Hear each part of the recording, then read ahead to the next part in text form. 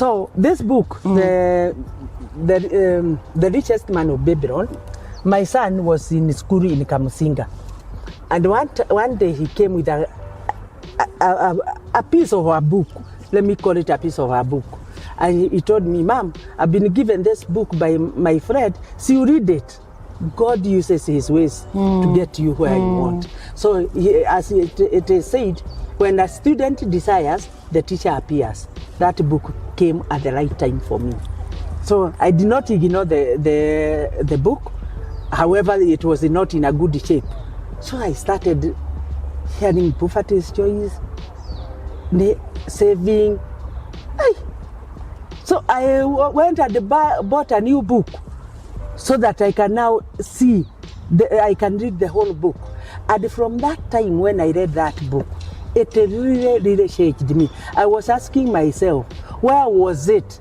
I wish if I read that book when I was in 20s, I could be today, be flying. Because it is not magic to be wealthy. It is not magic to be rich. It is not magic. It is just to do things in the right way, to work smart. And then, well, they will come looking for you. Yes. It also changed me a lot. I also wished I read it in my 20s, because in my 20s I was earning in pounds. And if I knew those things, I would have implemented them. And you've said it's not magic. Actually, you are the one preventing yourself from developing. You see, at the state you are at now, you are the one determining to be in that position. Because even for anything to change, anything outside, it's you who will determine that it's going to change. There's nobody out there who's going to come and change anything for you. Not your parents, not your husband, not your friend, not your anything. It is you who has to decide that you want to change and then take the necessary steps. And once you make that decision, I remember I learned from Oprah Winfrey when I was a youth. I used to watch her every day. And one lesson I learned, because I go collecting wisdom, because you know the truth is not told to you all at once. It's you who has to seek that truth. And the Bible says, seek the truth and the truth shall set you free. So one day Oprah Winfrey said, once you make a decision, the universe starts working towards helping you reach that decision. But the universe is God. You can call God universe. The universe or God starts helping you to reach that decision. But you must be committed. See, you go meet somebody else na hapo, akwambie A, B, C, D, you start moving to another direction. You must be committed to your decision that you will get there. A good illustration is the one that you talked about, a gas cooker. Because you came from an environment where you cooked with firewood. That is how I want you to understand how committed you should be to your decision. Please give us that story. When I came to college, I was in Kenya Polytechnic. And by then, I was being given fare 100 shillings for a week.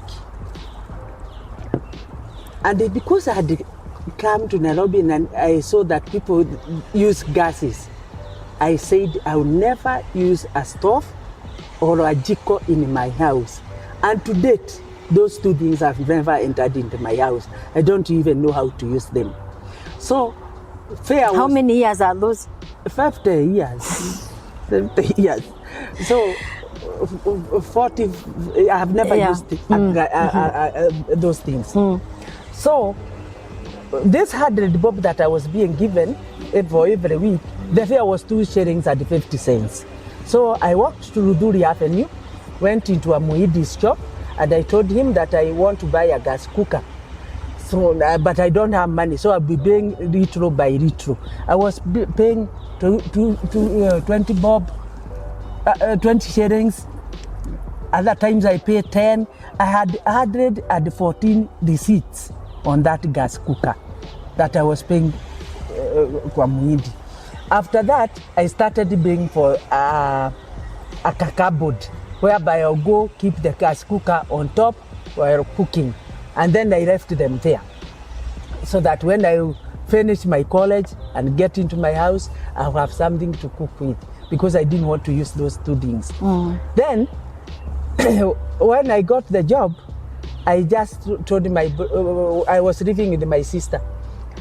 I told him that me and now I want to move out. I was moving out without a bed, but I didn't know how I would get it.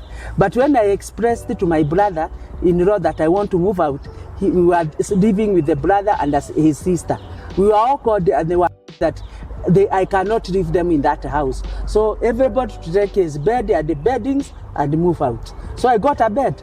So you see, when you trust God, he prepares things for you.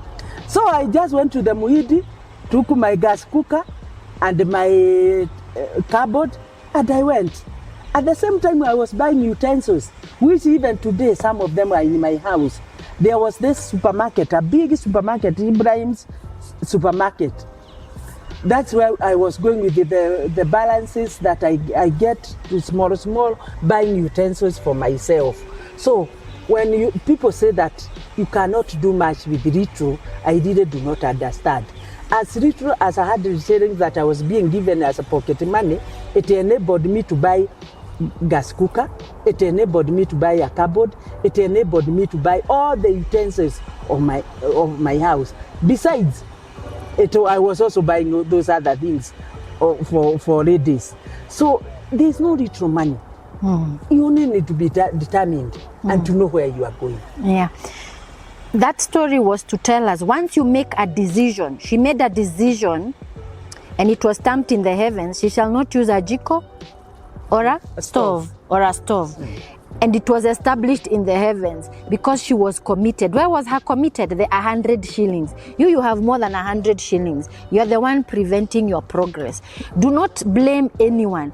In this, like now we are going, it is said, there are some people saying that we are going through difficult economic times, and that might be true. But do not listen to those rumors or those talks. You make the decision to prosper, and you will prosper wherever it is that you are at, no matter the economic system that you're at. You've heard of many stories in the Bible about that. And now, God is a gentleman. He does not intervene in your life unless you have made a decision and he has seen the commitment. You see, then he can come and help you. Even as you hear Wangari's stories, it is when she took the step and she made the decision that shows that you know what you're doing. Otherwise, everything else, everything that you need is here. All the riches you need are here. And do not be limited that you're a Kenyan, you're in Kenya.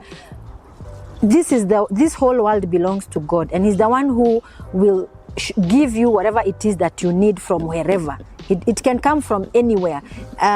So do not limit God and do not limit yourself. You can achieve all that you set your mind to achieve.